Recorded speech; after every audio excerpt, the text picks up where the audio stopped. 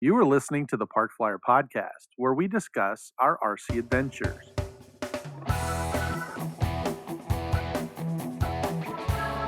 Welcome to the Park Flyer Podcast, where we discuss the ups and downs of the new RC Flyer.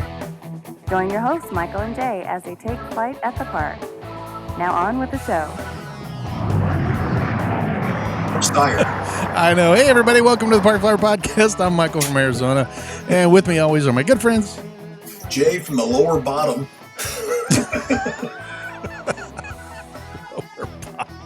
And Shannon G and Mesa AZ. Oh, this is funny. Sorry, we're having a conversation. We always kind of get together before we start the podcast and have a short, session. And Jay was telling us some funny stories about his medical visit just recently. So we're kind of having a good giggle over that. So we apologize. We'll let your mind. Yeah, let your mind run. But it was. It's that time of age where we're old enough where those whatever they call those probes come on a regular basis, and worse things exactly, and come later in life. Jay's was just recently, so we were getting the details, which we probably could have done without. Anyway, welcome to the Park Flyer Podcast, and thanks for joining us. We love to have you here. It's just us, talking about RC stuff. If you haven't subscribed or given us a thumbs up, check out our YouTube channel. We're on all Spotify, iHeartRadio, Pandora. We'd love it if you would subscribe to us on your favorite podcast venue. And then if you have anything for us, you can always send us a note at parkflyerpodcast@gmail.com. That kind of comes to all of us, and we can answer your question. And then Shannon runs our Park Flyer Podcast listeners group on Facebook. So, jump on there and become a member. And then share your thoughts, your photos, everything that's going on. And, we absolutely love to hear from our listeners and everybody that contributes. So. And apparently they still like to listen or hear from us, so it's a good thing. Yeah, occasionally, it's like, exactly. That's the most important thing, right? Yeah. I know, right? We love these guys. They're in Jamaica. Oh, man, they're funny. When we start getting virtual tomatoes, then we're in trouble. Yes, exactly. So, we're not quite there yet, but we are closing in on 100,000 downloads, so we are pretty excited about that, and it should hopefully happen before the end of the year. I know we have a couple of events coming up that we can cover, but those are always our biggest episode is when we're out at an event as opposed to in the studio or our workshops and kind of talking about what's going on. Or if you put Crash in the title. Then I wish it would have lasted longer. I wish it would have lasted. Yeah. Guess what's in the bag? Right.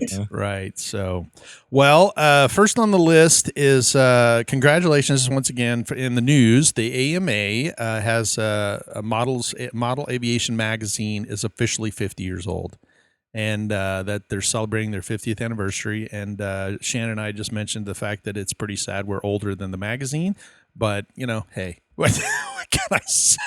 It sucks getting old, but we're celebrating many more years than the 50.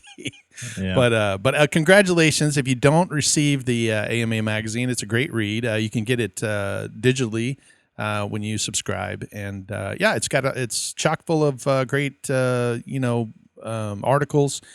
They usually cover building articles and some other stuff, and it's always kind of fun. When I'm out on the road, I always kind of peruse through it. And they've had some great coverage of AEF in the past. Correct. So high five for that, because that always helps in the jet rallies. So the jet rallies. I think they do.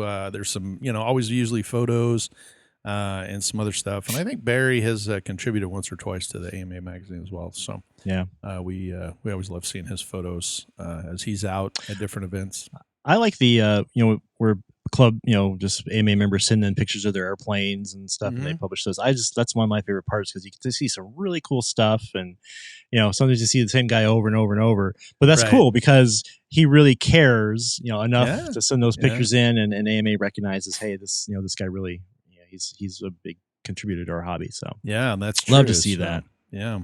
So if you're a listener, send us a picture of your airplane. Once again, you can jump on our Facebook listeners group and post it there, or send it to us via email. And we should post some of those, and during our podcast we can show them.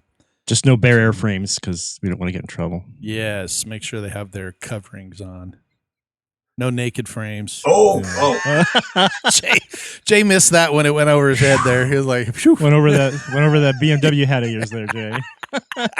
So much for Tough Winging it there. He's supporting the Tough Wing. That's great. Those guys down in Texas. We still have ours actually. They're great flyers and fun. And as many times we've tried to hit each other with them, we've only been successful maybe once, twice. In the many years we've had them, we've been once or twice successful. So never on purpose. Crazy. Yeah, if we try it, we never do it. Never on purpose. Right. Never smash an aircraft. Not on purpose.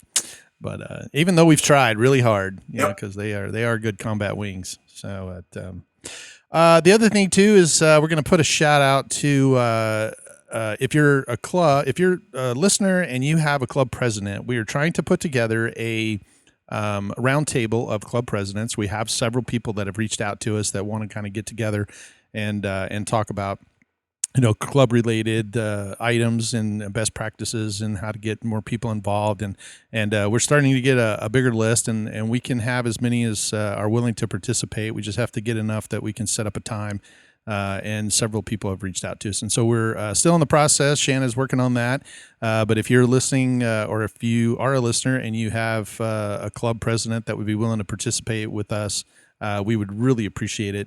And just reach out to us, send an email to us, or reach out on the Facebook page, and or reach out to Shannon. And he's kind of putting it together. So hopefully that'll be coming here the next couple episodes or so once we get everything finalized. But we are definitely looking for more participants in it. So would love to have your president. The more the merrier. Yeah, the more the merrier. It's awesome. Also, if you have a topic that you'd like to discuss, or if you'd like to be on our podcast, we'd love to have some of our listeners on. We've had it in the past. If you have a product that you would like to promote, we'd love to have you on there and talk about it. Or if you have a special project, some of the guests that we've had on in the past. I know the summertime, everybody's kind of working on stuff, but give us a shout and let us know what you're working on, and if we can get you on, then it's great. You need a computer and with a camera and a headset, and you're good to go. We can arrange for all the other stuff. So yeah, definitely reach out to us if you're willing to do it. And we appreciate for all those people in the past that have volunteered their time to help us make our podcast grow. So we appreciate that. Well, having said all that, from a news perspective, Shannon, we got you've got an event coming up. Yeah, so we decided to have a Labor Day fun fly / picnic, and what's kind of cool is some of our club members had been inquiring, for when we have events, why do we always have a food vendor? Why don't we do it ourselves? I said, well, over the years, we didn't have as many people that wanted to do it. There was some, I think when we first moved there was concerns with, like food handling licenses and all that kind of stuff, because we're dealing with the public. So we've had some members that actually went and got they didn't have it already, got their food handler's license, which isn't a huge deal. Sure. Our club president had a grill that he wasn't using. We brought it out to the field. It's in the storage container now. And so we're gonna test the waters. And on our Labor Day fun fly, we're gonna do like cook, burgers, hot dogs, whatever, and then kind of just donations, if you want to help out for that. And then what we're probably going to try to do, if that goes well, then the next couple of events we have come up, we have our auction in the first week of November. We're going to try to do like breakfast, breakfast burritos or something we can make pretty quickly there, on a grill. Sure. And then if that goes well, we're going to look at maybe trying to, if not have, aside from a vendor already there, maybe have us kind of do, because sometimes it gets a little crazy where just one person or one food vendor can't handle it all. So we're going to try it out. So I'm just glad a lot of our club members were excited about doing it. And because a lot of times, I think the main reason why we stopped doing it years ago was no one wanted to help. And but now that we've got some people that, want to throw their hat in the ring, we're glad for that. So I think absolutely. It's hit or miss if we make any money with it, and that's the goal.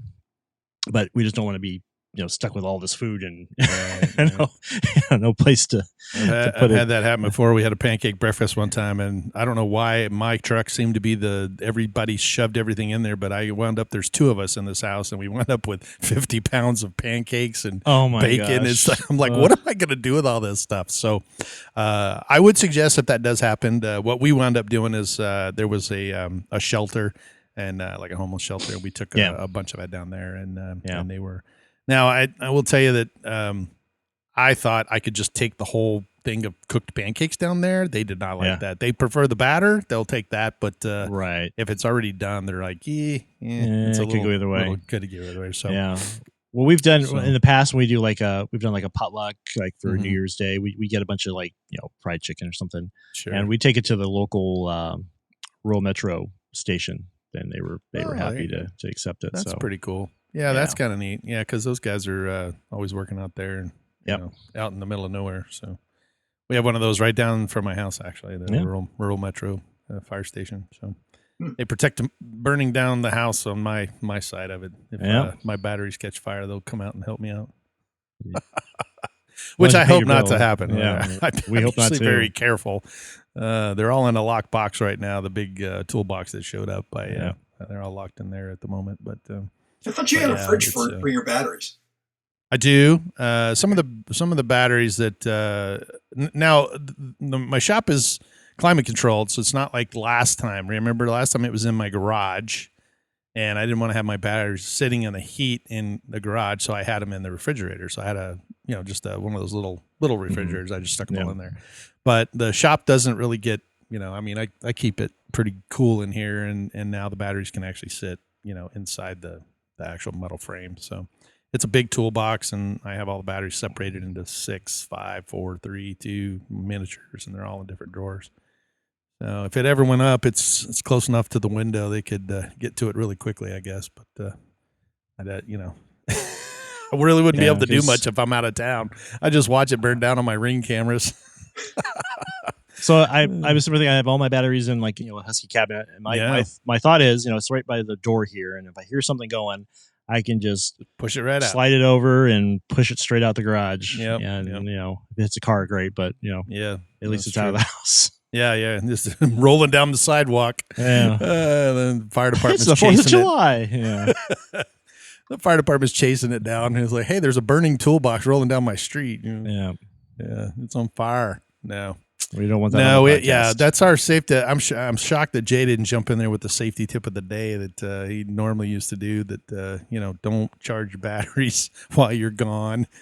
Don't put them on and then go to the store. Don't Well, I charge them. can't really on give your- a safety brief when I go, well, my batteries are in a box. And the best thing is you don't know which one. Right, they're That's hidden kinda in this. They're hypocritical, hidden in don't the you box. think? It's just a tiny, it is just a hypocritical. tad bit.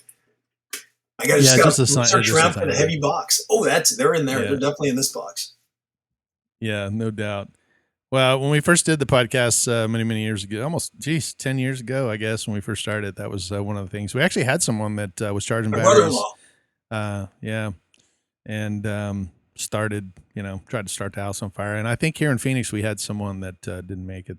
They were charging a battery on their workbench, and their workbench had fuel on it. It had absorbed in, and before you knew it, the whole garage was engulfed, and we lost him. So, unfortunately, so yeah, batteries are a serious thing. Although they've gotten a lot smarter, and that's one of those things that we've touched about in many podcasts in our past is the transition from the old chargers that would just pump stuff into the battery, and you could charge it up and puff it up, or you could put the wrong scenario in there, and it would we had a scenario at our club.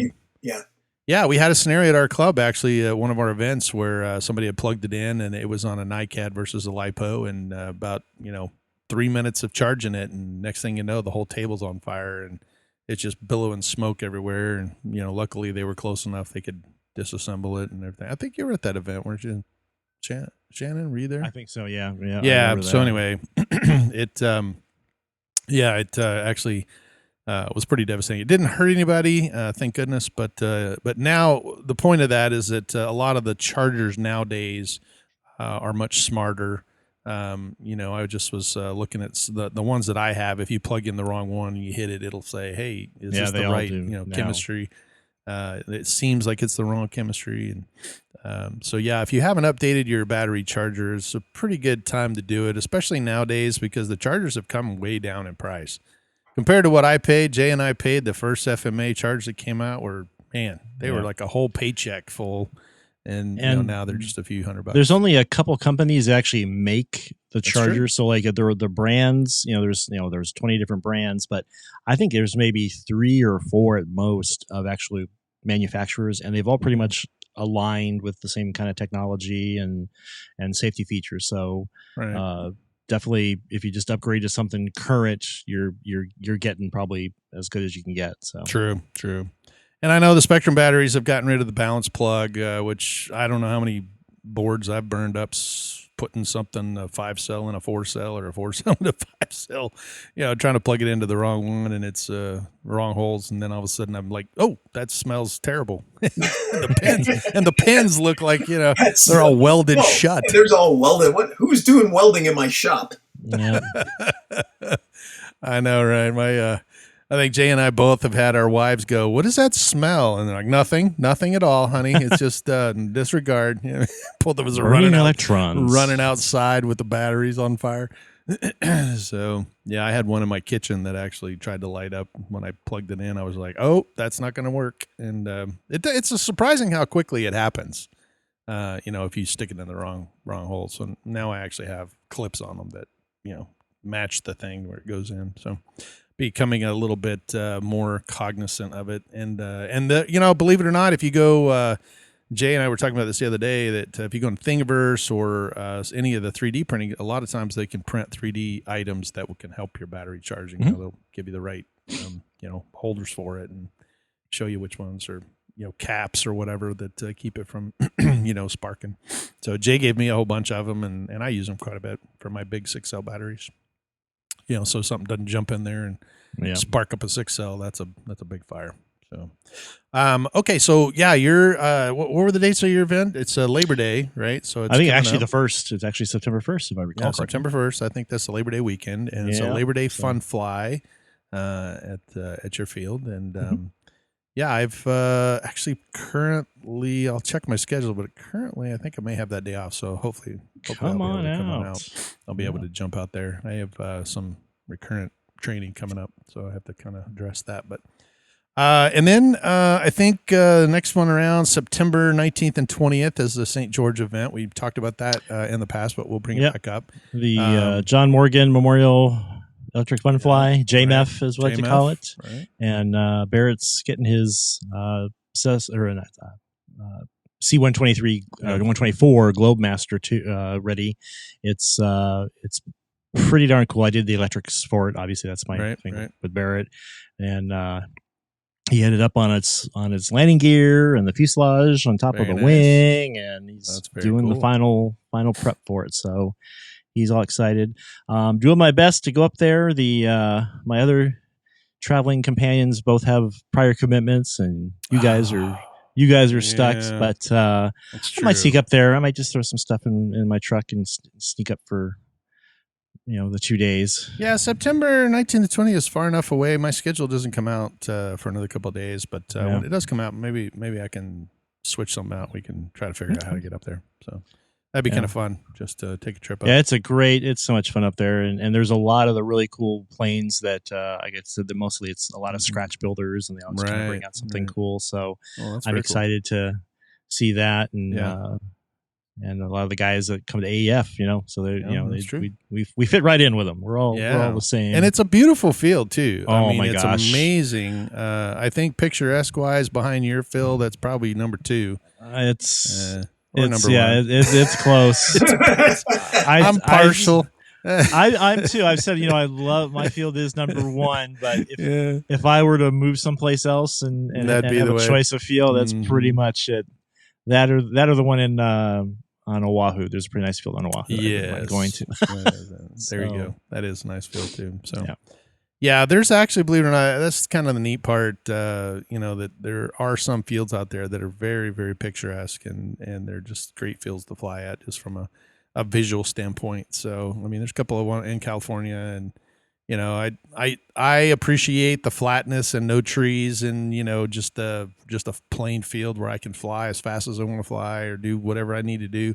But it is very exciting to fly. I think Doug had, when we went down for his event a few years back, they've got a little area that's got full of trees, and it's kind of fun to fly in those areas. They're really pretty, and grass fields, and they all look good. I mean, compared to what, I got a bunch of dirt and sandpaper, but it is kind of nice to go check it out and fly at different locations. And definitely. And appreciate, what those guys have. And sometimes I think we don't appreciate what we have, I'm out flying at my field all the time, and I'm just like, and then I get people that come in from out of town, and they're like, oh my gosh, this field is awesome. You guys can fly around. And we've done some improvements where we took trees out. So now the guys flying jets, aren't running into the trees, which, I haven't had the opportunity. I've tried several times, but now that they're gone, I don't have to worry too much about the only thing our guys would want, it would be to fill in the ditches on that surround us. Yes, that's hard true. To get the ditches are hard to. Those are deep ditches though, and they are hard to get to.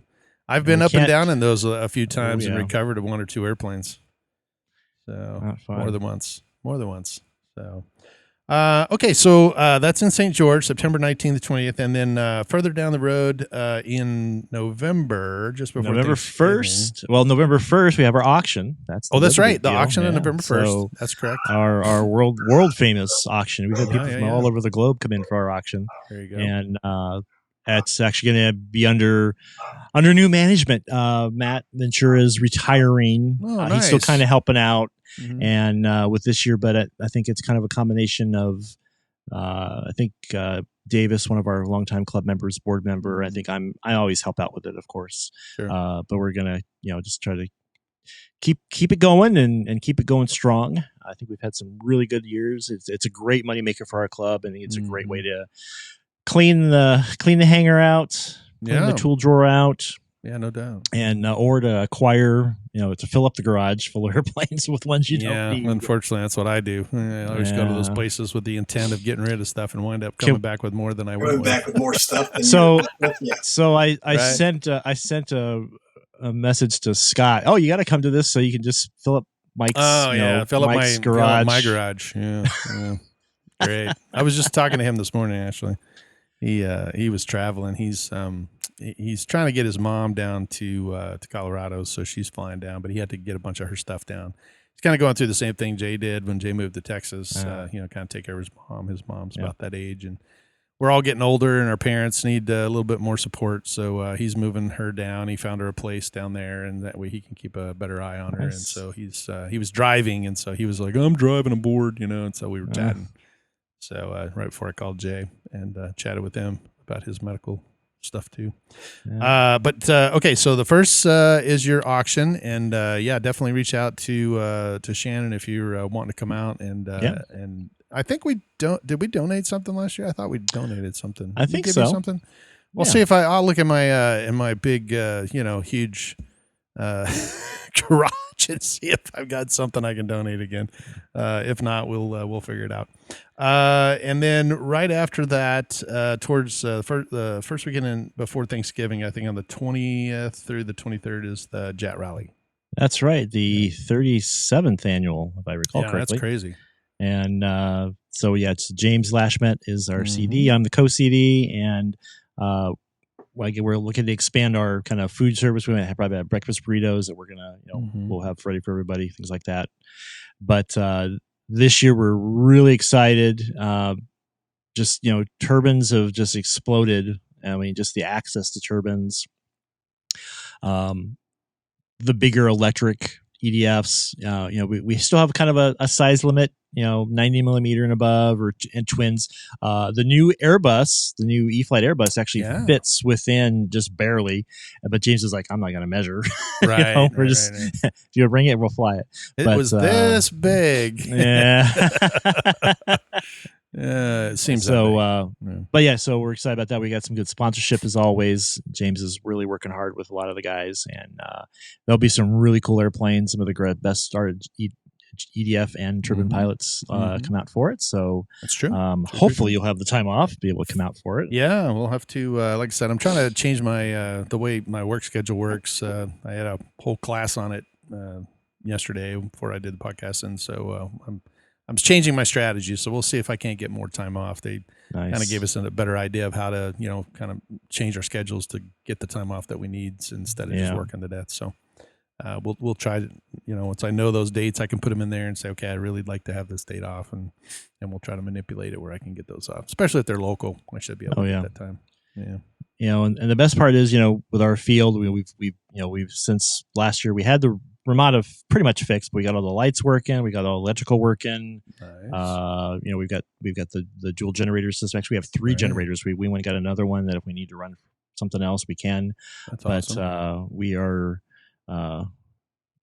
really ready to go. Yeah, I mean, we need the new fencing. I mean, it's just been it's been a labor of love, but it's all part of making this the best hobby possible, and one of the best fields. Yeah, keeping it going. No, I like it. Well, I actually love flying out at your field. It's always so fun, and it's always a joy to see everybody. That's the main thing. I go out there. Sometimes I don't even fly. I just kind of hang out and talk to everybody. So it's kind of neat. A lot of good guys over at your club. Oh yeah, so we like it. So mine too. I don't mind, but it's just so hot out at ours right now. It's brutal. Too. It's brutal. I think it was officially. I don't know if did I text you the. I don't think I texted Jay. I texted somebody to Scott or somebody, but I actually took a picture. I jumped in the car after running over to the airport. When I got in the car, it was 127 degrees.